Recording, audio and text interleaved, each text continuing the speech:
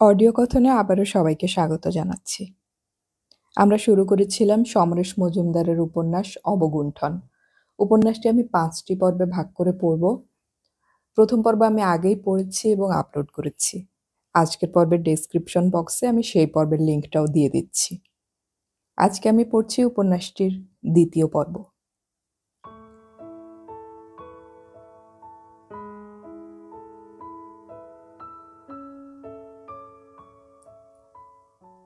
মেজাজ খারাপ হয়ে গিয়েছিল শরৎবাবুর। রাতারাতি এইরকম ব্যবস্থা নিয়েছে পুলিশ, এরকম তো কখনো হয়নি। তারপর মাথায় বুদ্ধিটা এলো, সব মোড়েই নিশ্চয় পুলিশ দাঁড়িয়ে নেই, একটু ঘুরে অন্য পথে যাওয়া যেতে পারে। কিন্তু খাল পার হতেই পুলিশ আবার তাকে আটকালো। এখানে পুলিশের সংখ্যা বেশি নয়। প্রশ্ন ভেসে এলো, কোথায় যাচ্ছেন? বাড়িতে, সতর্ক হয়ে বললেন শরৎবাবু। লাইসেন্স? হাত বাড়ালেন এসআই। লাইসেন্স পুলিশ একটু আগে রেখে দিয়েছে বললে ঝামেলা বাড়তে পারে ভেবে শরৎবাবু বললেন, ওটা বাড়িতে ফেলে এসেছি। বাহ, চমৎকার। টর্চ জেলে গাড়ির ভেতরটা দেখতে দেখতে এসআই জিজ্ঞাসা করলেন, সুটকেসে কি আছে, খুলুন। জামা প্যান্ট, নিচু গলায় বললেন শরৎবাবু। দেখি চাবিটা দিন। শরৎবাবু বাধ্য হলেন চাবি দিয়ে দিতে। সুটকেস খুলে এসআই বললেন, সর্বনাশ, আপনি এই সময় দুটো মালের বোতল নিয়ে যাচ্ছেন? থানায় চলুন। রেগে গেলেন শরৎবাবু। কি বলছেন আপনি? দুটো হুইস্কির বোতল নিজের গাড়িতে নিয়ে যাওয়া কবে থেকে বেআইনি হলো? কিনেছেন? ঠিক আছে, রসিদ দেখান। হাত বাড়ালেন অফিসার। আশ্চর্য, হুইস্কি কিনলে কোনো দোকানদার না চাইলে রসিদ দেয় না? ও, চাননি কেন? কোনোদিন চাইনি, চাওয়ার কথা মনেও আসেনি। তাহলে দোকান থেকে এই দুটো যে কিনেছেন তার রসিদ নিয়ে থানায় এসে দেখালে ফেরত পেয়ে যাবেন। ভদ্রলোক সেপাইকে ইশারা করতেই সে বোতল দুটো তুলে নিয়ে নিজেদের গাড়িতে রাখল। এসআই হাত নাড়লেন। সোজা বাড়ি চলে যান। মেজাজ বিগড়ে গিয়েছিল। শরৎবাবু গাড়ি চালাতে চালাতে চিন্তা করলেন, কোনো মতে যদি তিনি প্রকাশের বাড়িতে পৌঁছে যান তাহলে? না, মনে একটুও উৎসাহ এলো না। বাড়ি ফিরে এলেন শরৎবাবু। ডাকাডাকি করে দরজা খুলিয়ে গাড়ি পার্ক করতে সময় লাগলো। উপরে উঠতে স্ত্রী হেসে সামনে দাঁড়ালেন। কি হলো, গেলে না? জবাব না দিয়ে নিজের ঘরে চলে গেলেন শরৎবাবু। মোবাইলে প্রকাশকে সংক্ষেপে জানিয়ে দিলেন কেন যাওয়া হলো না। নতুন হুইস্কির বোতল থেকে আধ পেক ঢেলে জল মিশিয়ে টিভির সামনে বসলেন শরৎবাবু। কলকাতার রাস্তা এখন শুনশান। সেই দৃশ্য যা একটু আগে দেখে এসেছেন তা দেখতে দেখতে নিচের লেখাগুলো পড়ছিলেন তিনি। চীনে করোনা ভাইরাস যতটা সক্রিয় তার চেয়ে কম সক্রিয় নয় ইটালিতেও। একদিনেই আক্রান্তের সংখ্যা অনেক বেড়ে গেছে। আক্রান্ত হচ্ছে স্পেন, ফ্রান্স এবং ইংল্যান্ডের মানুষ। তার একটু পরেই পর্দায় ভেসে উঠল আমেরিকাতেও এই ভাইরাসে মানুষ আক্রান্ত হচ্ছে। ওইসব দেশের তুলনায় ভারতের মানুষের ওপর করোনা এখনো প্রভাব বিস্তারে অনেক পিছনে আছে। একটি বিশেষ চ্যানেল নয়, ঘুরিয়ে ঘুরিয়ে অন্য চ্যানেলগুলোর খবর দেখতে দেখতে শরৎবাবুর মনে হলো, পৃথিবী তো বটেই, ভারতের দক্ষিণ দিকের প্রদেশগুলোর চেয়ে কলকাতায় তারা অনেক নিরাপদে আছেন। এখানে এখনো একজনও এই ভাইরাসের শিকার হয়নি। ভাবতে ভাবতেই যে খবরটা চোখে পড়ল তাতে তার শিরদাঁড়া সোজা হয়ে গেল। কাল বিকেলে দমদম এয়ারপোর্টে বিদেশ থেকে আসা একটি বিমানের যাত্রীকে অসুস্থ বুঝতে পেরে পরীক্ষা করার জন্য হাসপাতালে পাঠানো হয়েছিল। আজ তার রিপোর্ট পজিটিভ হওয়ায় চিকিৎসা শুরু হয়েছে। অর্থাৎ কলকাতায় করোনা ভাইরাস ঢুকে পড়ল। দ্রুত মোবাইল তুলে নিয়ে ফোন করলেন শরৎবাবু। দাদা, আপনি শুয়ে পড়েছেন? না না, টিভি দেখছি, ডাক্তার বললেন। তাহলে নিশ্চয়ই খবরটা দেখেছেন। বুঝতে পেরেছি, হ্যাঁ দেখলাম। আপনি খুব নার্ভাস বলে মনে হচ্ছে। হ্যাঁ, মানে একটা অদ্ভুত অসুখ যার বিরুদ্ধে লড়াই করার কোনো অস্ত্র নেই। এই মুহূর্তে নেই, তবে নিশ্চয়ই অস্ত্র আবিষ্কার করবেন বিজ্ঞানীরা। ডাক্তারদা বললেন, এই মুহূর্তে আমাদের আত্মরক্ষা করা ছাড়া কারো কিছু করার নেই। আত্মরক্ষা? হ্যাঁ, নিজের বাড়িতে আড়াল রেখে বসে থাকাই আত্মরক্ষার অন্যতম উপায়। আপাতত এ নিয়ে আমাদের চিন্তা করার কিছু নেই। ডাক্তারদা বললেন, তাহলে ফোন রাখি? হ্যাঁ, ঠিক আছে। ফোন ছেড়ে দিলেন শরৎবাবু। ঘুম ভাঙল রোদ যেমন ভাঙে, অথচ মাঝরাত পেরিয়ে গেলেও ঘুম ছিল না চোখে। তবু ঘুম ভাঙল আলো ফোটার আগেই। আর তখনই মনে পড়ল গত রাতের কথা। বাথরুম থেকে ঘুরে এসে টিভি খুললেন শরৎবাবু। মহারাষ্ট্রে করোনা আক্রান্ত মানুষের সংখ্যা দ্রুত বাড়ছে। দ্বিতীয় স্থানে রয়েছে গুজরাট। ওদিকে চীনের সঙ্গে পাল্লা দিচ্ছে ইতালি। আমেরিকার নিউ ইয়র্কে করোনা আক্রান্ত মানুষের হাসপাতালে ভর্তি হওয়ার খবরও পাওয়া যাচ্ছে। দরজায় স্ত্রী এসে দাঁড়ালেন। চা দিয়েছে, এসো। চায়ের টেবিলে বসলেন রোজ যেমন বসেন। এই যে গতকাল বন্ধুর বাড়িতে গিয়ে কয়েকদিন থাকবেন বলে রাত্রে বেরিয়েছিলেন, অথচ না গিয়ে ফিরে এলেন, এই ব্যাপারে এখন স্ত্রী আর কোনো প্রশ্ন করলেন না। টেবিলে খবরের কাগজ না দেখে জিজ্ঞেস করলেন, কাগজ দেয়নি? দেয়নি নিশ্চয়ই, দিলে বলরাম নিয়ে আসতো। স্ত্রী চায়ে চুমুক দিলেন। শরৎবাবু চেয়ার থেকে উঠে বাইরের দরজায় গিয়ে চেঁচিয়ে ডাকলেন, বলরাম। সঙ্গে সঙ্গে সিঁড়ি ভেঙে ছুটে এলো বলরাম। বলুন সাহেব। কি করছিলে? নিউজ পেপার দিয়ে যাওনি কেন? বিরক্ত হয়ে বললেন শরৎবাবু। পেপার এখনো দেয়নি সাহেব। সে কি? একটু অবাক হলেন শরৎবাবু। রোজ সাত সকালে খবরের কাগজ এসে যায়। তিনি বললেন, যাও বাইরে বেরিয়ে দেখো এ পাড়ায় কাগজ এসে গিয়েছে কিনা। যাচ্ছি সাহেব। বলরাম সঙ্গে সঙ্গে দৌড়ালো। ঠিক তখনই তার কানে মোবাইলের আওয়াজ এলো। শোয়ার ঘরের টেবিলে ওটা রয়েছে। তিনি শোয়ার ঘরে ঢুকে যন্ত্রটা তুলে দেখলেন ক্লাবের অমিতাভ ফোন করেছে। জানান দিতেই অমিতাভ বলল, গুড মর্নিং। সাত সকালে ফোন করলাম বলে নিশ্চয়ই বিরক্ত হয়েছেন। না না, কি ব্যাপার? সহজ হওয়ার চেষ্টা করলেন শরৎবাবু। আর বলবেন না, আমাদের পাড়ায় আজ খবরের কাগজ আসেনি। কোনো হকারকে দেখতে পাওয়া যাচ্ছে না। এরকম দিনে কাগজ ছাড়া থাকা যায়? আপনি পেয়েছেন? বেশ উদ্বিগ্ন বলে মনে হচ্ছিল অমিতাভকে। না ভাই, পাইনি। অদ্ভুত। আর দিন পেল না, আজকের দিনেই কাগজ দিচ্ছে না। একটু আগে এক বন্ধু ফোন করেছিল মহারাষ্ট্র থেকে। ওখানে হু হু করে করোনা ভাইরাসের সংক্রমণ হচ্ছে। অথচ কাগজ না পড়লে তো আমরা জানতেই পারবো না। উত্তেজিতভাবে কথাগুলো বলে গলা নামালো অমিতাভ। সরি, এই সকালবেলা আপনাকে ডিস্টার্ব করলাম। যদি কাগজ পান তাহলে প্লিজ জানাবেন। লাইন কেটে দিল অমিতাভ। চায়ের খালি কাপ টেবিলে রেখে টিভির রিমোট নেয়ার জন্য হাত বাড়াতেই স্ত্রী বললেন, আজ তো অফিস নেই না? কিছু বলতে গিয়েও থেমে গেলেন শরৎবাবু। দোকানপাট বন্ধ, রাস্তায় গাড়ি চলবে না। এই অবস্থায় অফিস খোলা থাকতে পারে না বুঝেও প্রশ্ন করার কোনো যুক্তি নেই। রিমোট হাতে নিয়ে বোতাম টিপতে স্ত্রী বললেন, সকাল 9:30টায় জলখাবার, দুপুর 1টায় ভাত। বেশ ছুটি ছুটি মনে হচ্ছে। মাথা নেড়ে টিভি চালু করলেন শরৎবাবু। হু হু করে বেড়ে যাচ্ছে করোনা আক্রান্তের সংখ্যা। গতকাল গভীর রাতে আমেরিকা থেকে বেরিয়ে ফিরে আসা এক দম্পতির শরীরে এই রোগের লক্ষণ স্পষ্ট হয়েছে। বেলেঘাটা আইডি হসপিটালে তাদের ভর্তি করা হয়েছে।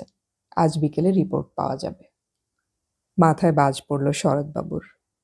আগামী মাসের 1 তারিখে তার নিউ ইয়র্ক যাওয়ার প্রোগ্রাম ঠিক আছে। টিকিট, ভিসা অফিস থেকেই করে দিয়েছে। 4 এবং 5 তারিখে নিউ ইয়র্কের সেমিনারে তাকে অফিস থেকে পাঠানো হচ্ছিল। এর আগে বিদেশ বলতে তিনি সিঙ্গাপুরে গিয়েছিলেন। আমেরিকা যাওয়ার সুযোগ এই প্রথম পেয়েছেন তিনি। কিন্তু করোনার হার যদি বেড়ে যায়, তাহলে কি যাওয়া হবে? মোবাইল ফোন বাজলো। হ্যালো বলতেই বন্ধু প্রকাশের গলা কানে এলো। কি হে? হ্যাঁ বলো, এত সকালে ফোন? হকচকিয়ে গেলেন শরৎবাবু। তোমার কপাল ভালো, আমার এখানে গত রাত্রে না আসতে পেরে ভালোই হয়েছে, বললেন প্রকাশ। আমরা খুব ভয়ে আছি হে। আমাদের পাশের বাড়ির ভদ্রলোককে কাল অনেক রাতে শহরের হাসপাতালে নিয়ে যাওয়া হয়েছিল। তারা এখনো ভর্তি করেনি, শেষে বেলেঘাটায় নিয়ে গেছে। কেন, কি হয়েছে? ওর ভাই স্পেন থেকে এসে দিন তিনেক ওদের বাড়িতে ছিলেন। তার চলে যাওয়ার পরে ভদ্রলোকের জ্বর, গলায় ব্যথা শুরু হয়। সন্দেহ হওয়ায় হাসপাতালে ভর্তি করেনি। বেলেঘাটা আইডি হসপিটালে ভর্তি করা হচ্ছে। আজ বিকেলে রিপোর্ট পাওয়া যাবে। ভাই শরৎ, আমরা খুব ভয়ে রয়েছি রে। ভয় আছো কেন? আরে ভাই ফিরে যাওয়ার আগের দিন ভদ্রলোক ভাইকে নিয়ে আমাদের বাড়িতে এসে গল্প করে গেছেন। কাল রাত থেকে বসার ঘর বন্ধ করে রেখেছি। তাই আজ ভাবছিলাম, যদি কাল রাতে আমাদের এখানে আসতে, তাহলে তুমিও খুব বিপদে পড়ে যেতে। শুনেছি ওটা ছোঁয়াচে রোগ। অবশ্য যদি সেটা করোনা হয়, প্রকাশ বললেন। সারা শরীর আচমকা ঠান্ডা হয়ে গেল যেন। ভাগ্যিস পুলিশ তাকে দুবার আটকেছে, নইলে তার রাতের ঘুম চলে যেত। ফোন রেখে দিয়ে চুপচাপ বসে থাকলেন শরৎবাবু। খুব বাঁচা বেঁচে গিয়েছেন গতকাল। দরজার বাইরে থেকে বলরামের গলা ভেসে এলো, সাহেব, আজকে পেপার আসেনি। পরপর কয়েকটি টেলিফোন করলেন শরৎবাবু, কলকাতার বিভিন্ন প্রান্তে। ফলে শহরের সামগ্রিক অবস্থা সম্পর্কে একটা ধারণা তার মনে তৈরি হলো। ঘুম ভেঙে খবরের কাগজের অপেক্ষায় থাকা পরিচিতরা হতাশ গলায় জানালেন তারা এখনো কাগজ পাননি। কেউ তথ্য যোগ করলেন আচমকা লকডাউনের জন্য সব জায়গায় কাগজ হয়তো সময় মতো পৌঁছানো যায়নি। প্রথমে প্রচণ্ড বিরক্ত, পরে হতাশ হয়ে বসে পড়লেন শরৎবাবু। কিছুক্ষণ বসে থাকার পর উঠে পাঞ্জাবি পরে মানিব্যাগ নিয়ে ঘর থেকে বেরোতেই স্ত্রী খোলা জানালার সামনে দাঁড়িয়ে জিজ্ঞেস করলেন, ও বাবা, সেজেগুজে কোথায় চললে? সেজেগুজে শব্দটা খুব খারাপ লাগলো, তবু সেটা প্রকাশ না করে শরৎবাবু বললেন, একটু ঘুরে আসছি। শুনে স্ত্রী হাসলেন। হাসির কারণ জিজ্ঞেস করতে গিয়েও না করে বাড়ি থেকে বেরিয়ে এলেন শরৎবাবু। দুপাশের বাড়িগুলোর জানালা খোলা, কিন্তু দরজা বন্ধ। দোতলার বারান্দায় দাঁড়ানো কেউ কেউ, তারা তাকে একটু অবাক চোখে দেখছে। দ্রুত পা চালিয়ে বড় রাস্তায় এসে তিনি ভিড়টাকে দেখতে পেলেন। ভিড় হয়েছে যেখানে, সেখানেই বাজারে ঢোকার গেট। রাস্তায় লোক চলাচল করছে না। ফুটপাত ধরে যারা আসছে তারা বাজারে ঢোকার ভিড়ে সামিল হচ্ছে। বাস বা গাড়ি কিছুই চোখে পড়ছে না। একজন বৃদ্ধকে এগিয়ে আসতে দেখলেন শরৎবাবু। চোখে চোখ পড়তেই বৃদ্ধ বললেন, মানুষ যে কতটা অসভ্য তাই এই সময়গুলোতে দেখে বোঝা যায়, দেখছেন তো? কি বিষয় নিয়ে বৃদ্ধ উত্তেজিত তা বুঝতে না পেরে শরৎবাবু বললেন, ঠিক বলেছেন, আসলে ঘটনাটা কি বলুন তো? মাথা দোলালেন বৃদ্ধ। ওই ভিড়টাকে দেখতে পাচ্ছেন না? পাড়ার যত মানুষ হুড়মুড়িয়ে ছুটে এসেছে মাছ কিনতে। কোনো নিয়ম কানুন নেই, কেউ কাউকে মানছে না। আরে টিভিতে বারবার বলেছে কেউ বাড়ি থেকে বেরোবেন না, দোকানপাট গাড়ি ঘোড়া সব বন্ধ থাকবে। এসব কথা কারো কানেই ঢুকছে না। ঠেলাঠেলি করে মাছের বাজারে ঢুকছে, যেন একদিন মাছ না খেলে সবাই ভাত হজম করতে পারবে না। মানুষ কতটা অসভ্য হয়ে গেছে। বৃদ্ধের কথা শেষ হওয়া মাত্র একটা বড় পুলিশ ভ্যান বাজারের সামনে এসে দাঁড়ালো। ভ্যান থেকে লাঠি হাতে লাফিয়ে নামলো পুলিশ কর্মীরা। একজন অফিসার হাতের মাইক নিয়ে জনতাকে বাড়ি ফিরে যেতে বললেন। তাতেও যখন কাজ হলো না, তখন কনস্টেবলরা লাঠি উঁচিয়ে জনতাকে ভয় দেখালো। ভিড় কমে এলো। পুলিশ মাইকে বলতে লাগলো, কেউ বাড়ির বাইরে আসবেন না, সবাই নিজের নিজের বাড়িতে থাকবেন। সব দেখে শুনে খানিকটা বিরক্ত হয়েই যেন বৃদ্ধ উল্টো দিকে হাঁটতে লাগলেন। হঠাৎ পেছন থেকে ডাক শুনলেন শরৎবাবু, বাবু, বাবু। তিনি মুখ ফিরিয়ে বলরামকে দেখতে পেলেন। বলরাম বলল, মা আপনাকে বাড়ি যেতে বললেন। পাঁচিল ঘেরা দোতলা বাড়ি। দোতলায় দুটো ঘর আর একটা খাওয়ার ঘর। একটা ঘরে ওদের শোয়া বসা, অন্যটিতে বইপত্র, টিভি সেট। দিনের বেশিরভাগ সময় দুজনের কাটে ওই ঘরে। সন্ধে নামলে এসে বসেন ছাদে রাখা বেতের চেয়ারে। পাঁচিল ঘেরা বাড়ির সামনে রাস্তা, তারপর গঙ্গা। জ্যোৎস্না রাতে গঙ্গার জলের দিকে তাকিয়ে থাকলে সময় কিভাবে কেটে যায় তা বোঝাই যায় না। টিভিতে খবর হচ্ছিল, চীন থেকে ইউরোপ, ইউরোপ থেকে আমেরিকায় ছড়িয়ে পড়েছে করোনা ভাইরাস। সেই তুলনায় এশিয়ার দেশগুলোতে করোনার ওইরকম ভয়ঙ্কর চেহারা এখনো পর্যন্ত নেই। স্ত্রী টিভি থেকে চোখ সরিয়ে জিজ্ঞেস করলেন, আরেক কাপ চা খাবে? ডাক্তার হাসলেন। স্ত্রী জিজ্ঞেস করলেন, হাসলে কেন? টিভিতে চোখ রাখতে তোমার আর ভালো লাগছে না, তাই তো? স্ত্রী মাথা নাড়লেন। হুম, খারাপ খবর শুনতে শুনতে মনের ভিতরটা একটু ভালো থাকে না। চলো বাইরে গিয়ে বসি। মাথা নাড়লেন ডাক্তার। হাত বাড়িয়ে ক্রাচ এগিয়ে দিলেন স্ত্রীর সামনে। ওঠার সময় একটু অসুবিধা হয় বলে স্ত্রীকে সাহায্য করলেন উঠে দাঁড়িয়ে। বেল টিপে পরিচারিকাকে ডেকে নিলেন। তার সাহায্য নিয়ে স্ত্রীকে ছাদে নিয়ে গেলেন। মুখ তুলে আকাশ দেখলেন। কালচে মেঘ উড়ে যাচ্ছে একের পর এক। মাঝে মধ্যে তারারা দেখা দিয়েই আড়ালে চলে যাচ্ছে। এখন পূর্ণিমার সময় নয়। পূর্ণিমা রাতে এই ছাদে বসলে মনে হয় জীবনের সব দুঃখ ভুলে গিয়েছি। স্ত্রীকে চেয়ারে বসতে সাহায্য করে ডাক্তার পরিচারিকাকে বললেন, চা দাও। পরিচারিকা জিজ্ঞেস করল, দু কাপই দেব তো? স্ত্রী মাথা নাড়লেন। পরিচারিকা নিচে নেমে গেলে বললেন, মনে হলো ও অবাক হয়েছে। আমাকে তো এই সময় চা খেতে দেখেনি।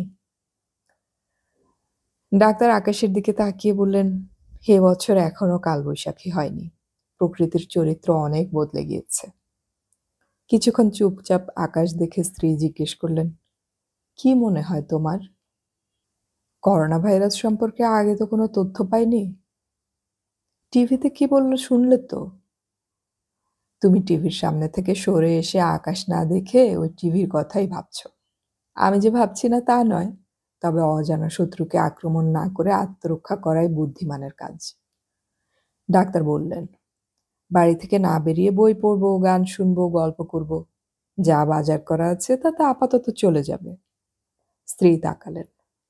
সেই খাবার শেষ হলে যদি দেখো বাজারের সব দোকান বন্ধ, খাবার পাওয়া যাচ্ছে না, দাম বেড়ে যাওয়া চাল ডাল সবজিও যদি আর সহজলভ্য না হয়, তাহলে কিভাবে বাঁচবে? ডাক্তার বললেন, ভাবলে আতঙ্কিত হতে হয়। এই দেশে জোগাড় না থাকলে জিনিসের দাম অনেক বেড়ে যাবে ঠিকই, কিন্তু তুমি যা বললে তা হবে না। স্ত্রী হেসে ফেললেন।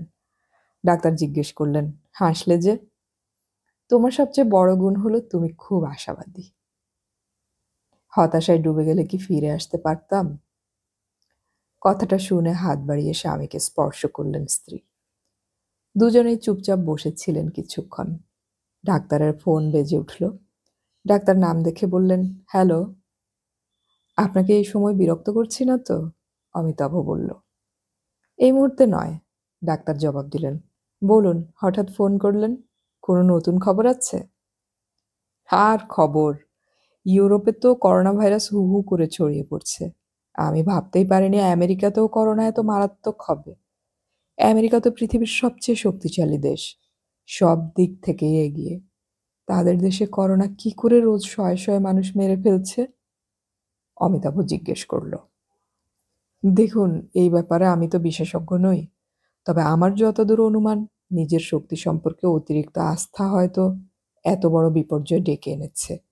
তবে করোনা ভাইরাস যদি ভয়ঙ্কর শক্তিশালী না হয়, তাহলে আমেরিকার বিজ্ঞানীরা খুব দ্রুত পরিস্থিতি সামলে নেবে। ডাক্তার বললেন, এদিকে আরেকটা খবর শুনেছেন? কি খবর? আপনার বৌমা তার ভাইয়ের পরিবারের সঙ্গে আমেরিকায় বেড়াতে গিয়েছিল। 3 দিন পরে ওদের ফেরার কথা ছিল। নিউ ইয়র্ক থেকে দিল্লিতে এয়ার ইন্ডিয়ায়, পরের দিন দিল্লি থেকে কলকাতার ডোমেস্টিকে। কিন্তু শুনছি কাল থেকে সমস্ত ইন্টারন্যাশনাল ফ্লাইট ইন্ডিয়ায় নামা বন্ধ করে দেয়া হবে। এর মধ্যে যে সমস্ত ফ্লাইট আমাদের দেশে এসেছে তাতে বেশ কিছু পজিটিভ কেস পাওয়া গিয়েছে। খুব বিপদে পড়েছি। একটা উপায় বলুন যাতে এই বিপদ থেকে উদ্ধার পাওয়া যায়। কথা বলতে বলতে অমিতাভের গলার স্বর করুণ হয়ে গেল। নিউ ইয়র্কে ওরা যাদের কাছে আছেন তারা সাহায্য করছেন না? আমার শ্যালকের বন্ধু তাদের বাড়িতে কদিন ছিল। যদি আসতে না পারে, তাহলে ফ্লাইট চালু না হওয়া পর্যন্ত তো আর তাদের বাড়িতে থাকতে পারে না। কিন্তু থাকবেই বা কোথায়? পকেটে তো বেশি ডলারও নেই। খুব বিপদের কথা। এক কাজ করুন, ওদের বলুন ভারতীয় দূতাবাসের সঙ্গে যোগাযোগ করতে। ওরাই পারবেন সাহায্য করতে। ডাক্তার বললেন, কি জানি এর মধ্যে ওরা দূতাবাসের সঙ্গে যোগাযোগ করেছে কিনা, তবু কথাটা ওদের জানাই। আপনাকে বিরক্ত করলাম বলে কিছু মনে করবেন না। রাখছি। ফোন রেখে দিল অমিতাভ। স্ত্রী জিজ্ঞেস করলেন, কি ব্যাপার? আমাদের ক্লাবের অমিতাভের ফোন। ডাক্তার বললেন, বেচারা খুব বিপদে পড়েছে। অমিতাভকে দেখে কখনোই বেচারা মনে হয়নি। খুব সপ্রতিভ। 50-এর গায়ে বয়স, স্ত্রীর নিশ্চয়ই 40-এর ওপর। গত বছর অ্যানুয়াল ফাংশনের সময় তাকে দেখেছিলাম। একটু গম্ভীর প্রকৃতির। বুঝলাম, তাকে নিয়ে তো ভাবছো কেন? স্ত্রী বললেন। ডাক্তার বললেন, অমিতাভর স্ত্রী আত্মীয়দের সঙ্গে আমেরিকায় বেড়াতে গিয়ে লকডাউনের আওতায় পড়েছিলেন। কবে কিভাবে কলকাতায় ফিরে আসবেন তা কেউ জানে না। ডাক্তার কাজের মেয়েটিকে চা নিয়ে উঠে আসতে দেখে এগিয়ে গিয়ে একটা টুল এনে সামনে রাখলেন। চায়ের কাপ ডিশ নামিয়ে দিয়ে মেয়েটি চলে গেলে ডাক্তার স্ত্রীর হাতে কাপ ডিশ তুলে দিলেন। চায়ের চুমুক দিয়ে স্ত্রী বললেন, এখন কি করবে ওরা? সেটাই তো ভেবে পাচ্ছে না অমিতাভ। ডাক্তার বললেন, এরকম ব্যাপার আগে কখনো হয়নি না? না। চায়ের কাপে চুমুক দিলেন ডাক্তার। তারপর বললেন, আমি ভাবছি অন্য কথা। কি কথা? সবকিছু তো বন্ধ হয়ে আছে, মনে হচ্ছে শিগগির জীবন স্বাভাবিক হয়ে উঠবে না। বাড়িতে চাল, ডাল, তরকারি, আনাজপাতি কিনে রাখা দরকার। ডাক্তার বললেন, তা তো বটেই। আমাদের দুজনের ওষুধ তো সামনের সপ্তাহেই কেনার কথা। ঠিক। আমার ওষুধ না হয় ১ সপ্তাহ না খেয়ে চলে যাবে। কিন্তু তোমার ওষুধ তো একটা দিনও বন্ধ রাখা যাবে না। দাঁড়াও। চায়ের কাপ টুলের উপর নামিয়ে রেখে পকেট থেকে মোবাইল বের করে একটি বিশেষ নম্বর টিপলেন। ওপাশে সাড়া পেলে ডাক্তার নিজের পরিচয় দিয়ে বললেন, আমাকে প্রতি মাসে যেসব ওষুধ পাঠান সেগুলো কি কাল বিকেলে পাওয়া যাবে? ওপাশের কথা শোনার পর আঁতকে উঠলেন। সে কি? স্টক নেই? কবে আসবে? উত্তরটা শুনে বিমর্ষ মুখে ফোন রেখে দিলেন ডাক্তার। স্ত্রী চুপচাপ শুনছিলেন। এবার জিজ্ঞেস করলেন, কি বলল?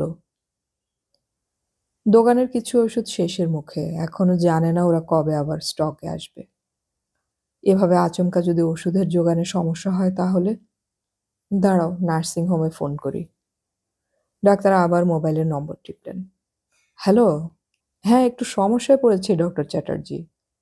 আমি পাড়ায় যে দোকান থেকে ওষুধ নেই তারা বলছে ওদের কাছে এখন সেসব ওষুধ নেই। কবে আসবে সেটাও বলতে পারছে না। আপনার নার্সিং হোমের ওষুধের দোকান থেকে যদি ওষুধগুলো পাওয়া যায় তাহলে খুব উপকার হয়। আমার স্ত্রীর তো স্ট্রোক হয়েছিল, কয়েকটা ওষুধ ওর জন্য খুব জরুরি। ডাক্তার চ্যাটার্জি বললেন, কাল থেকে খুব ভিড় হচ্ছে ওষুধের দোকানে। এভাবে চললে নার্সিং হোমের পেশেন্টের জন্য কোনো ওষুধ থাকবে না। তাই আজ সন্ধে থেকে এই দোকান বাইরের পেশেন্টের ওষুধ বিক্রি করছে না। ও। ডাক্তারের মুখ থেকে ছোট্ট শব্দটি বেরিয়ে এলো। বুঝতেই পারছেন, যেসব পেশেন্টের আমার নার্সিং হোমে চিকিৎসা করা হচ্ছে তাদের তো ওষুধ ছাড়া রাখতে পারি না। ডাক্তার চ্যাটার্জি বললেন, তবে আপনি একজন ডাক্তার। আপনি বিপদে পড়েছেন, একটা কিছু তো করতেই হয়। আপনি এখনই ওষুধের একটা লিস্ট পাঠিয়ে দিন আমাকে। ঠিক আছে? ডাক্তার চ্যাটার্জি বললেন। তাকে ধন্যবাদ জানিয়ে স্ত্রীকে সঙ্গে নিয়ে ঘরে ফিরে এলেন ডাক্তার। রোজ যেসব ওষুধ খান সেগুলোর নাম চট করে মনে আসে না। দেখে দেখে একটা কাগজে দুজনের ওষুধগুলো লিখে নিয়ে ডাক্তার চ্যাটার্জিকে এসএমএস করলেন। চেয়ারে বসে গালে হাত দিয়ে চুপচাপ দেখছিলেন স্ত্রী। জিজ্ঞেস করলেন, উনি কি বললেন? সব ওষুধ পাওয়া যাবে তো? সেরকম কিছু বলেননি। তাছাড়া বলবেন কি করে? আমি তো তাকে ওষুধের নাম বলিনি। লিস্ট দেখে নিশ্চয়ই জানাবেন। যা ওষুধের পরিমাণ লিখেছি তা যদি পাওয়া যায় তাহলে আমাদের মাস ২ চলে যাবে। ডাক্তার বললেন, আজ যদি ডাক্তার চ্যাটার্জিকে ওষুধের অনুরোধ না করতাম তাহলে খুব বিপদে পড়তে হতো। অদ্ভুত লাগছে, সবকিছু কি দ্রুত বদলে যাচ্ছে। স্ত্রী বললেন, হ্যাঁ, একদম ঠিক কথা। দেখো, আগে একদল দেশে হরতাল ডাকলে তাদের যারা বিরোধী তারা হরতাল ভাঙতে বাইরে বেরিয়ে পড়তো। কোনোদিন ভাবতেই পারেনি দেশের সমস্ত মানুষ ভয় পেয়ে বাড়ির ভেতরে বসে থাকবে। ডাক্তার বললেন, সত্যি কথা। কিন্তু কদিন? দেখো, ভয় কেটে গেলে সবাই বাইরে বেরিয়ে আসবে। স্ত্রী বললেন, তবে? স্বামী তাকিয়েছিলেন স্ত্রীর দিকে। সেটা লক্ষ্য করে স্ত্রী বললেন, মৃত্যু ভয় বড় ভয়। আমি ওই অভিজ্ঞতার মধ্য দিয়ে যাইনি। তুমি গিয়েছ? পাশে বসলেন ডাক্তার। গিয়েছি বললে কম বলা হবে। নিজে ডাক্তার হয়ে কয়েক হাজার অসুস্থ লোকের চিকিৎসা করেছি। কিন্তু তুমি যেদিন অজ্ঞান হয়ে খাটের পাশে পড়ে গেলে সেদিন আমার সমস্ত ডাক্তারি বিদ্যা উধাও হয়ে গেল। শুনেছি। স্ত্রী বললেন, নার্সিং হোমের নার্সরাই জ্ঞান ফেরার পর আমাকে বলেছে, তুমি ৭ দিন বাড়িতে যাওনি। দিনরাত চোখের পাতা এক করনি। আচ্ছা, ওই করতে গিয়ে যদি তোমার শরীর খারাপ হয়ে যেত? কি হতে পারত? তা নিয়ে ভেবে লাভ কি? কিছুই হয়নি, এটাই সত্যি কথা। যাকগে, এসব কথা ছেড়ে দাও। ডাক্তার স্ত্রীর হাতে হাত রাখলেন। এই বছরে তোমাকে প্রশ্নটা করিনি, আজ করছি। আমি বাড়িতে ফিরে আসার পর তুমি প্র্যাকটিস ছেড়ে দিলে কেন? দেখো, বহুকাল তো ডাক্তারি করেছি। যা আয় করেছি তাতে আমাদের দুজনের আমৃত্যু কোনো অসুবিধা হবে না যখন, তখন মনে হলো বিশ্রাম নেওয়াটা আমি উপভোগ করতেই পারি। এই যে আমি সারাক্ষণ তোমার সঙ্গ পাচ্ছি, তুমি কি সেটা পছন্দ করছো না? হাত বাড়িয়ে স্বামীর হাত আঁকড়ে ধরলেন স্ত্রী। কিছুক্ষণ কথা বললেন না। হঠাৎ তার খেয়াল হলো স্বামীর কবজির নিচে তার আঙুলের চাপ পড়ায় তিনি রক্তপ্রবাহ অনুভব করতে পারছেন। আজ অবধি কখনো তিনি পালস বিট জানার জন্য স্বামীর কবজিতে আঙুল রাখেননি। রাখার প্রয়োজনও হয়নি। স্ত্রী মুখ তুলে দেয়াল ঘড়ির সেকেন্ডের কাঁটার উপর চোখ রাখলেন। তীর তীর করে সেটা পাক খাওয়ার জন্য এগিয়ে যাচ্ছে। প্রথম 1 মিনিট ঘুরে এলে তিনি স্বামীর কবজির ধমনী থেকে আঙুল সরালেন। স্বামী জিজ্ঞেস করলেন, কত গুনলে? চোখ বন্ধ করলেন স্ত্রী। বুঝেছ? বাবা, ফাঁকি দেওয়ার কোনো উপায় নেই। তারপর ওর স্বর বদলে গেল। আজ ওষুধ খাওনি? হো, এই ব্যাপার। সকাল দুপুর রাত ওষুধ আমি খাই না, ওষুধ আমাকে খায়। আমি ভুল করলেও ওষুধ ভুল করে না, ডাক্তার বললেন। তাহলে পালস বিট এত বেড়ে গেল কেন? নিশ্চয়ই আজে বাজে কথা চিন্তা করছো। কেন করছো? স্ত্রীর মুখ অভিমানের। না গো, ডাক্তার মাথা নাড়লেন। সারাদিন তো আমার কোনো চিন্তা ছিল না, কিন্তু এই যে লকডাউনের কারণে সব দোকান যদি বন্ধ হয়ে যায়, তাহলে সামনের সপ্তাহ থেকে মহা বিপদে পড়ব। বোধহয় এটা ভাবতেই। বললেন ডাক্তার, এখনো 5 দিনের ঔষধ আছে। তুমি কি ভাবলে কলকাতার সব দোকান বন্ধ হয়ে যাবে? তাছাড়া ডাক্তার হিসেবে অনেক ওষুধের দোকানের মালিক তোমার চেনেন। তোমার প্রয়োজনে তারা নিশ্চয়ই সাহায্য করবেন। এটা কেন ভাবছো না? স্ত্রী কথাগুলো শেষ করতেই ডাক্তারের মোবাইল জানান দিল। ফোন তুলে হ্যালো বলতেই ডাক্তার চ্যাটার্জির গলা কানে এলো। শুনুন, আপনি যে ওষুধগুলো চেয়েছেন তার একটা আমাদের এখানে নেই। বাকিগুলো পেয়ে যাবেন। তবে হ্যাঁ, যদি সাপ্লাই চালু হয় তাহলে আপনাকে জানিয়ে দেব। ডাক্তার চ্যাটার্জি বললেন। আপনাকে অনেক ধন্যবাদ। এখন? হ্যাঁ, সেটাই খুব দরকারি। আপনি 1 ঘন্টার মধ্যে ওষুধগুলো নার্সিং হোম থেকে নিয়ে যাওয়ার ব্যবস্থা করুন। টাকা পরে দিলেই চলবে।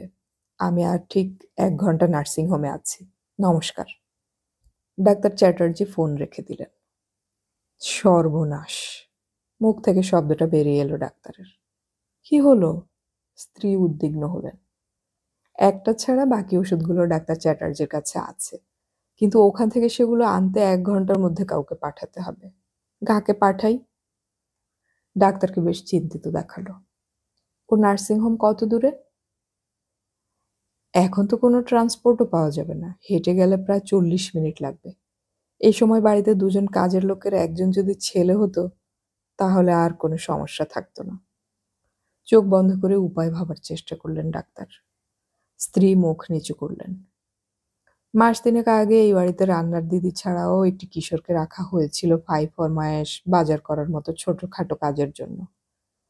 কিন্তু ছেলেটি বাজার করতে গিয়ে 5-10 টাকা চুরি করছে। তার রান্নার লোকের কাছে খবর পেয়ে ওকে দেশে পাঠিয়ে দিয়েছিলেন স্ত্রী।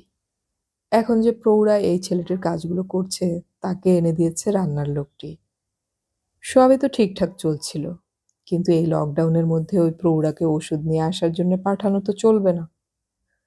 প্রৌঢ়া কলকাতার রাস্তা আদৌ চেনে না। আগের ছেলেটি বেশ তুখোড় ছিল।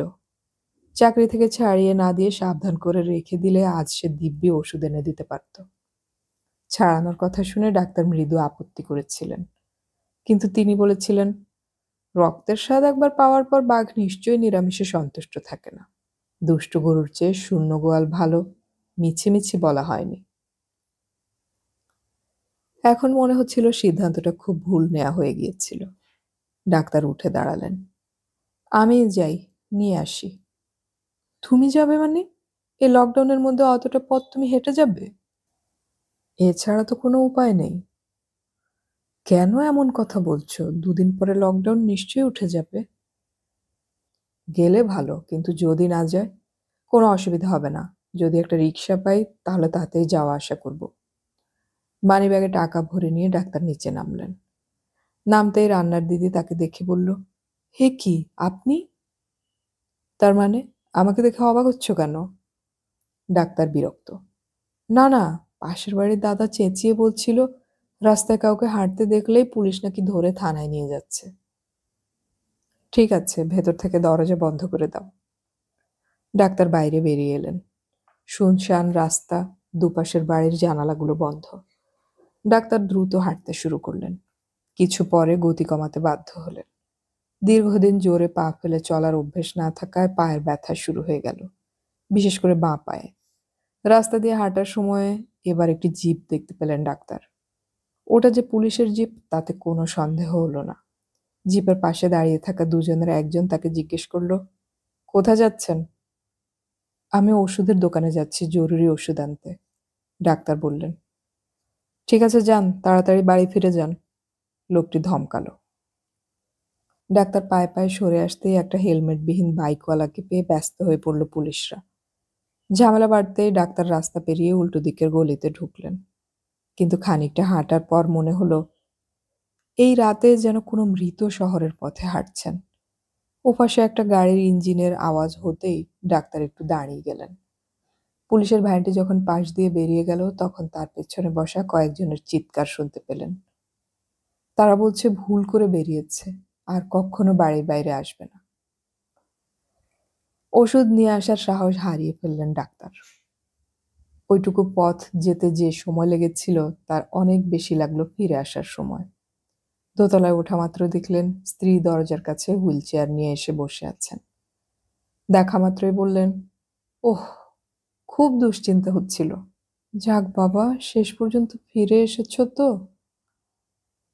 তার মানে ভয় হচ্ছিল নাও ফিরতে পারি? স্ত্রী বললেন, টিভিতে বারবার বলছিল অত্যন্ত জরুরি প্রয়োজন ছাড়া কেউ বাড়ির বাইরে যাবেন না। যদি যেতে হয় মাস্ক না পরে কখনো যাবেন না। এদিকে তুমি তো মাস্ক না পরে বেরিয়েছ, যদি তোমাকে ধরে। ডাক্তার মাথা নাড়লেন।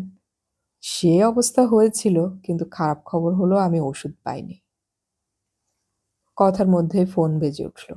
ডাক্তার চ্যাটার্জির গলা কানে এলো। চ্যাটার্জি বলছি, কাউকে পাঠাতে পারেননি মনে হচ্ছে। হ্যাঁ, কোনো ট্রান্সপোর্ট নেই, পুলিশ যেতে দিচ্ছে না। সে কি, ডাক্তারদের গাড়িকে তো পুলিশ অনুমতি দিচ্ছে। ওহো, আমি হেঁটে বেরিয়েছিলাম। তাই, ঠিক আছে, রাখছি। ডাক্তার চ্যাটার্জি ফোন রেখে দিলেন। ওকে বলা গেল না প্রতিদিন বেরোন না বলে মাসভর মাইনে দিয়ে ড্রাইভার কয়েক মাস ধরে রাখছেন না তিনি। এখন প্রয়োজন হলে ড্রাইভার সেন্টারে ফোন করে দিলে ওরা দৈনিক ঘণ্টাভিত্তিক ড্রাইভার পাঠায়। এখন এই সময়ে তাদের ফোন করলে নিশ্চয়ই তারা ড্রাইভার পাঠাতে পারবে না। ঘরে ঢুকে ওষুধগুলো ভালো করে দেখলেন। যা আছে তা শেষ হওয়ার আগেই লকডাউনের মেয়াদ শেষ হয়ে যাবে। নিজের জীবনে তো বটেই, বাবা ঠাকুরদার কাছেও তো এমন ভয়ানক সময়ের কথা শোনেননি তিনি। তাই এই দুঃসময় নিশ্চয়ই বেশি দিন স্থায়ী হতে পারে না। তুমি এত নার্ভাস হয়ে যাচ্ছ কেন? স্ত্রী জিজ্ঞেস করলেন। কলকাতা শহরের এমন চেহারা তো কখনো দেখিনি। প্রাণের ভয়ে বেশিরভাগ মানুষ ঘরের বাইরে যাচ্ছে না। চেয়ার টেনে বসলেন ডাক্তার। তারপর টিভির দিকে তাকিয়ে দেখলেন ওটা নিঃশব্দে চলছে। অর্থাৎ তিনি যখন বাইরে বেরিয়েছিলেন তখন স্ত্রী টিভি দেখছিলেন। তিনি ফিরে আসতেই ওটা শব্দহীন করেছেন। ডাক্তার রিমোট হাতে নিয়ে শব্দ ফিরিয়ে আনতেই শুনলেন, ইউরোপ এবং আমেরিকা করোনা ভাইরাস হু হু করে বেড়ে চলেছে। ওইসব দেশের মানুষ মারা যাচ্ছে বলে যে পরিসংখ্যান দেয়া হচ্ছে তা যেন পরস্পরের সঙ্গে প্রতিযোগিতা করছে। তুলনায় ভারত অনেক পিছিয়ে। প্রদেশগুলোর মধ্যে মহারাষ্ট্র এগিয়ে রয়েছে। এর অন্যতম কারণ যেসব ভারতীয় ইউরোপ আমেরিকা থেকে দেশে ফিরেছেন তাদের বেশিরভাগই মহারাষ্ট্রের। স্ত্রীর গলা কানে এলো। এখন নিউ ইয়র্কে সকাল হয়ে গেছে, তাই না? ডাক্তার মাথা নেড়ে হ্যাঁ বলে ঘড়ির দিকে তাকালেন। ভালোই বেলা হয়েছে ওখানে। একবার সুজাতাদের খবর নেবে নাকি? সুজাতা ডাক্তারের একমাত্র শ্যালিকা। স্বামীর সঙ্গে মেয়ে জামাইয়ের কাছে গিয়েছেন মাস চারেকের জন্য। জামাই ওখানে বাড়ি কিনেছে। শ্যালিকার সঙ্গে ডাক্তারের বেশ মধুর সম্পর্ক। তার বিয়ের সময় শ্যালিকার বয়স 15-16 ছিল। ওর শ্বশুরবাড়ি দিল্লিতে। কালে ভদ্রে দেখা হলেও নিয়মিত টেলিফোনে কথা হয়। ডাক্তার নিউ ইয়র্কের বাড়ির ল্যান্ডলাইন নম্বরে ফোন করলেন। এই একটা ব্যাপার। কলকাতা থেকে নৈহাটির নম্বরে কথা বলতে যত অসুবিধা হয় তার এক কণাও হয় না নিউ ইয়র্কের কারোর সঙ্গে কথা বলতে। শ্যালিকাই ফোন তুলে উচ্ছ্বসিত হলো গলা তুলে। হোমা, আপনি? আমার মন বলছিল আপনি ঠিক খবর নেবেন আমরা কেমন আছি। হ্যাঁ, তাই তো ফোন করছি। কেমন আছো সব? খুব খারাপ জামাইবাবু। কেন যে এই সময়ে এলাম? একেবারে গৃহবন্দী হয়ে আছি। আগে যদি জানতাম তাহলে কখনোই আসতাম না। কথাগুলো বলে শ্যালিকা কাউকে বলল, জামাইবাবু ফোন করেছেন, দাঁড়া দিচ্ছি। তারপর শ্যালিকার মেয়ের গলা শুনতে পেলেন ডাক্তার। কি ভয়ানক অবস্থা এখানে, আপনারা কেমন আছেন? আমাদের সবে শুরু হলো। আমাদের সরকার এখনো ব্যাপারটাকে সিরিয়াসলি নেয়নি। বাবাকে নিয়ে ভয়, সিওপিডির পেশেন্ট। আমি তোকে ঘরে বাইরে যেতেই দিচ্ছিলাম না। মাসি কোথায়, দিন না। মেয়েটার অভ্যেস এক নাগাড়ে কথা বলা। স্ত্রীকে ফোনটা দিয়ে পাশের দরজা দিয়ে ছাদে চলে এলেন ডাক্তার। তারপর তারায় জড়ানো আকাশের দিকে তাকিয়ে প্রার্থনা করলেন, এই সময়টা যেন দ্রুত কেটে যায়। শুনছ? স্ত্রীর গলা কানে এলো। ঘরে ফিরে এলেন ডাক্তার। ফোন রেখে দিয়ে স্ত্রী বললেন, কি সর্বনেশে ব্যাপার, খুকির জামাইয়ের সহকর্মীর করোনা হয়েছে, তোমাকেও বলেনি? ডাক্তার কিছু বললেন না। তারপরে ওর খেয়াল হলো, ঘরের কোনায় রাখা টেবিলের ওপর ওষুধের স্ট্রিপ থেকে দুটো ট্যাবলেট বের করে গ্লাসে জল ঢেলে স্ত্রীর সামনে এগিয়ে ধরলেন। স্ত্রী বললেন, আজ একটু তাড়াতাড়ি দিচ্ছ? কারণ আজ তুমি বেশ টেনশনে আছো। আমি যতটা টেনশনে ছিলাম তুমি তার চেয়ে অনেক বেশি ছিলে। ছিলে বলছি কেন, এখনো আছো, ঠিক কি না? ডাক্তার হেসে স্ত্রীর মাথায় 2 সেকেন্ড হাত রেখে গ্লাস নিয়ে সরে এলেন। খবরটা দিয়েছিলেন পাশের ফ্ল্যাটের বনমালী বাবু। বিয়ে করেননি, একাই পৈতৃক সূত্রে পাওয়া ফ্ল্যাটে থাকেন। মানুষটার মধ্যে একটু গায়ে পড়ে কথা বলার অভ্যেস আছে বলে সুজন দেখা হলে দেতো হাসি হেসে এড়িয়ে যেত। আর লহমা তো পাড়ার যে কোনো লোককে দেখলেই মুখে এমন বর্ম এঁটে ফেলত যে কেউ ওর সঙ্গে খেজুরে আলাপ করতে সাহস পেত না। সেই বনমালী বাবু দরজার সামনে দাঁড়ানো সুজনকে দেখে সিঁড়ি দিয়ে নামতে নামতে থমকে দাঁড়ালেন। News paper? মাথা নেড়ে হ্যাঁ বলল সুজন। পাবেন না। সে কি? সুজন নিজের মনেই বলল, ভয়ঙ্কর অবস্থা। হ্যাঁ, এরকম ভয়ঙ্কর ব্যাপার আগে কখনো হয়েছে বলে মনে পড়ে না। তা হ্যাঁ মশাই, যাচ্ছেন কোথায়, বাজার নাকি? বাজার কি খোলা আছে? জিজ্ঞেস না করে পারল না সুজন। চোখ বড় করে মাথা নাড়লেন বনমালী বাবু। আমাদের কবি তো লিখেই গিয়েছেন, মন্বন্তরে মরি নিয়ে আমরা, মারি নিয়ে ঘর করি। অতএব করোনাকে কেয়ার না করে বাজারে ঠেলাঠেলি করে মাছ আলু কিনছে বাঙালি। এখনো যাননি বোধহয়, গেলে দেখতেন বাঙালির মৃত্যু ভয় নেই। কিন্তু আচমকা থেমে গেলেন বনমালী বাবু। ভদ্রলোক কি বলতে চাইছেন বুঝতে পারল না সুজন। বাজারে যে যাবেন, বাড়িতে রান্নার লোক তো নেই, রাঁধবে কে? ম্যাডামের কি এতদিন পরে খুন্তি ধরতে ভালো লাগবে? কথা শেষ করলেন বনমালী বাবু। অবাক হলো সুজন। তাদের কাজের লোক যে বাড়িতে নেই, এই খবর ভদ্রলোক পেলেন কি করে? কিন্তু প্রশ্নটা সে করল না। বনমালী বাবু বললেন, এই লকডাউন কনসেপ্ট তো বাঙালির কাছে নতুন। 2-1 দিনের হরতাল হলে বাড়ির মহিলাদের ওপর চাপ দেওয়া হতো। আগে তো স্ট্রাইক, ধর্মঘট, হরতাল এত ঘন ঘন হতো যে আমাদের অভ্যেস হয়ে গিয়েছিল।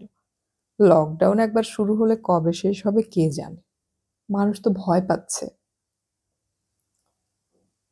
অনন্তকাল তো আর চলতে পারে না, সুজন আপত্তি করল। কেউ কি বলতে পারে? এখন পলিটিক্যাল পার্টি হরতাল ডাকলে সব খোলা থাকে, ট্রাম বাস চলে। কিন্তু লকডাউন তো পৃথিবী জুড়ে চলছে। লকডাউনে ট্রাম বাস চলছে না, অফিস, ব্যবসা, সিনেমা হল, শপিং মল সব বন্ধ। তবে সকালে ঘন্টা চারেক বাজার খোলা থাকছে, লোকে হুড়মুড়িয়ে জিনিস কিনছে। এই ব্যাপার আগে কখনো দেখেছেন?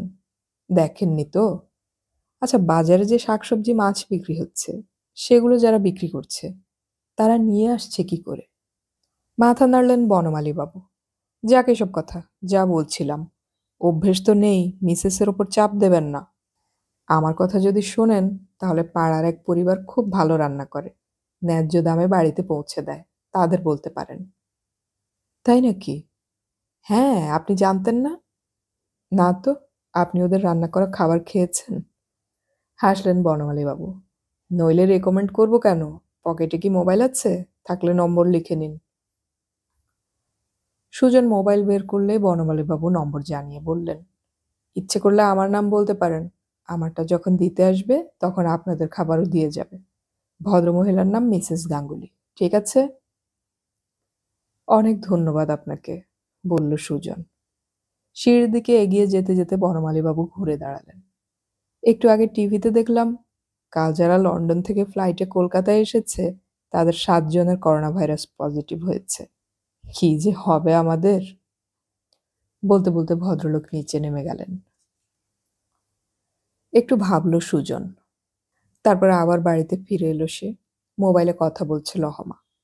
দুটো কথা বলে যন্ত্রটা টেবিলের উপর রেখে লহমা তার ঘরে চলে গেলে সুজন ফোনটা তুলে নিয়ে কথা বলল। বলো। বাবা, তুমি নাকি একগাদা তরি তরকারি কিনে এনেছ, কিন্তু সেগুলো মায়ের সঙ্গে কথা বলে আনোনি কেন? মেয়ে জিজ্ঞেস করল। খেয়াল হয়নি রে মা, তোর মা কি কিছু বলেছে?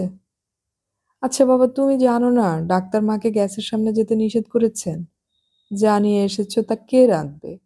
তুমি কি কখনো ওসব করেছ? না রে, তোর মায়ের ব্যাপারটা একদম ভুলে গিয়েছিলাম। বোঝো, সাধে কি মা তোমার উপর রাগ করে? এখন কি করবে? দুজন মানুষ তো শুধু বিস্কুট খেয়ে বেঁচে থাকতে পারে না। মেয়ে বিমর্ষ গলায় বলল। পারে না বলেই তো আমি বেরোচ্ছিলাম, বলল সুজন। কোথায় যাচ্ছিলে? এই পাড়ার একজন খুব ভালো রান্না করেন। কেউ অর্ডার দিলে তিনি তার বাড়িতে খাবার ডেলিভারিও দেন। বুঝতেই পারছিস, হোটেলের বারোয়ারি রান্না নয় যে খেলে পেটের সমস্যা হবে, সুজন বলল। বাহ, খুব ভালো। কিন্তু ওর রান্না খেয়েছে এমন কাউকে জিজ্ঞেস করেছ? নিশ্চয়ই, সুজন বলল। ভাবছি ফোন করে কথা বলবো। আচ্ছা তাহলে এক কাজ করো, মাকে ওদের নাম্বারটা দাও। রান্নার ব্যাপার তোমার চেয়ে মা ভালো বোঝে। যিনি রাঁধেন তিনি পুরুষ না মহিলা? মহিলা। তাহলে মা কথা বললেই সুবিধে হবে। বাবা, ফোনটা তুমি মাকে দাও তো, মেয়ে বলল। সুজন স্ত্রীর ঘরের দরজায় দাঁড়িয়ে বলল, মেয়ে কথা বলবে। ফোন নিয়ে নাক কুচকে শাড়ির আঁচলে কথা বলার জায়গাটা ভালো করে লহমা মুছে বলল, হ্যাঁ বল। মেয়ের কথা শেষ হলে লহমা বিরক্ত হয়ে বলল, আমার ভরসা হচ্ছে না। উত্তরে মেয়ে কিছু বলল। লহমা বলল, ঠিক আছে, তুই যখন বলছিস। কিন্তু একটা কথা শুনে রাখ, লকডাউন উঠে গেলে আমি তোর দিদার কাছে গিয়ে থাকবো, যদি না কাজের লোক আসে। ফোন বন্ধ করে লহমা স্বামীর দিকে তাকালো। হোম ডেলিভারি যে দেবে তার খবর কোথায় পেলে? এই বাড়ির একজন বলছিল, সবাই প্রশংসা করছিল তাই। তুমি নম্বরটা নিয়ে কথা বলতে পারো। সুজন তার মোবাইল থেকে বনমালী বাবুর দেওয়া নম্বরটা লহমাকে বলল। সঙ্গে সঙ্গে লহমা ফোন করলো।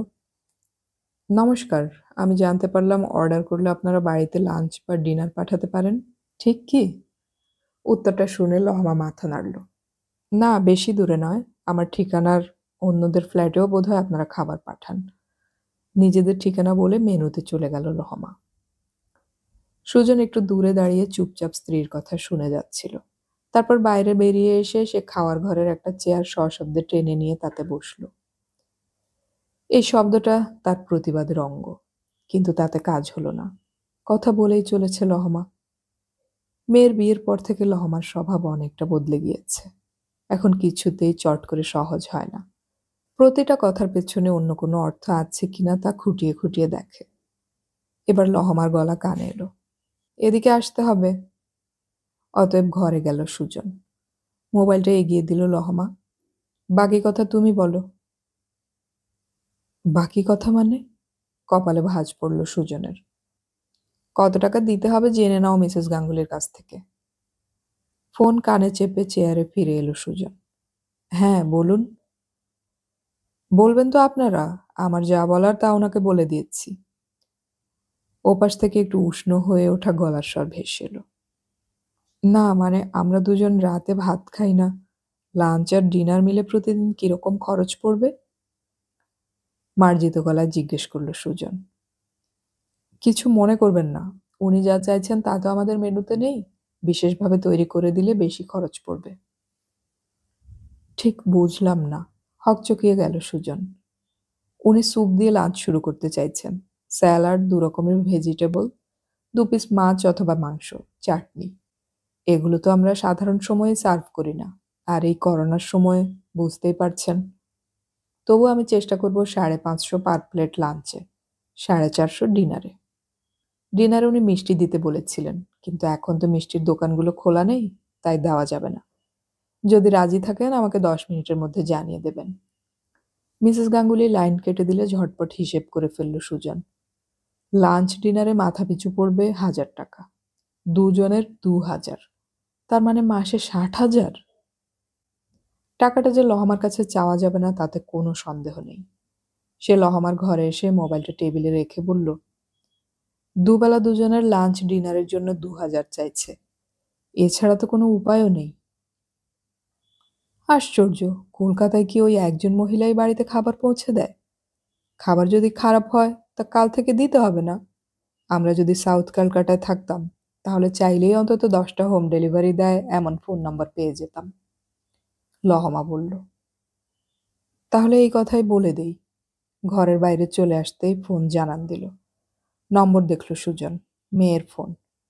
চালু করে বলল, হ্যাঁ বল। বলবে তো তোমরা? ও হ্যাঁ, এক ভদ্রমহিলা হোম ডেলিভারি দেবেন, দুজনের দুবেলার খাবারের জন্য 2000 টাকা চাইছেন। তোর মা বলছে খাবার ভালো না লাগলে। বাবা, মেয়ে কথা শেষ করতে দিল না। তোমরা আগে থেকে খাবার খারাপ হতে পারে ভেবে নিচ্ছ কেন? কি দেবে খেতে? সুজন খাবারের মেনু জানালে মেয়ে টেলিফোনে এত জোরে চেঁচিয়ে উঠল যে কানে তালা লাগার জোগাড় হলো। সুজন বলল, চেঁচাচ্ছিস কেন? এই লকডাউনের সময় তোমাদের মাথা কি খারাপ হয়ে গেছে? এত খাবার কেউ খায়? সিম্পলি ডাল ভাজা তরকারি আর মাছের ঝোল বলতে পারলে না? অদ্ভুত। যাদের অর্ডার দিয়েছ তাদের ফোন নাম্বারটা আমাকে দাও তো। মেয়ে বেশ জোরের সঙ্গে কথাগুলো বলল। কেন, কি করবি? সুজন বুঝল সমস্যা বাড়ছে। নিশ্চয়ই আমি তোমার খারাপ হোক এমন কিছু করব না। নাম্বারটা বলল সুজন। মেয়ে বলল, ঠিক আছে। আর হ্যাঁ, তোমরা ফেস মাস্ক কিনেছ তো? মাস্ক? না রে। আমি তোমার জামাইকে বলছি, ওর অফিসের একজন ওখানেই থাকে, তাকে দিয়ে 2টো মাস্ক তোমাদের কাছে পাঠাতে। ওগুলো বাড়িতে না পৌঁছানো পর্যন্ত তোমরা দুজন বাইরে পা বাড়াবে না। এই করোনা ভাইরাস থেকে বাঁচার অন্যতম পথ হলো মাস্ক ব্যবহার করা। তুমি রাখো, আমি মাকে ওই ফোনে কথাগুলো। ফোন বন্ধ করে চেয়ারে এসে বসল সুজন, হাসল। সে 1000বার বললেও জালহ আমার কানে ঢুকতো না, তা মেয়ের একবার কথা বলায় স্বচ্ছন্দে মান্যতা পাবে। 10 মিনিট বাদে সে মিসেস গাঙ্গুলিকে ফোন করল। আমি সুজন বলছি। সুজন? ও হ্যাঁ বলুন, আপনার মেয়ে ফোন করেছিলেন। আমি যখন আপনার অর্ডারটা ক্যান্সেল করে দিতে চাইছিলাম, ঠিক তখন উনি জানালেন যে মেনু পাল্টে গিয়েছে। পাল্টে এখন মেনুতে যা চাওয়া হয়েছে তা আমি সহজেই দিতে পারবো। আপনারা দুপুর 12টা আর রাত 8:30 খাবার পেয়ে যাবেন। পেমেন্টটা যে খাবার নিয়ে যাবে তার হাতেই দিয়ে দেবেন। মিসেস গাঙ্গুলি স্পষ্ট গলায় কথাগুলো বললেন। সুজন না জিজ্ঞেস করে পারল না, লাঞ্চ আর ডিনারের জন্য তাহলে কত দিতে হবে? 500 এক বেলায়, দুবেলায় 1000 পড়বে। ভদ্রমহিলা বললেন, আপনার মেয়ে খরচ অর্ধেক করে দিলেন।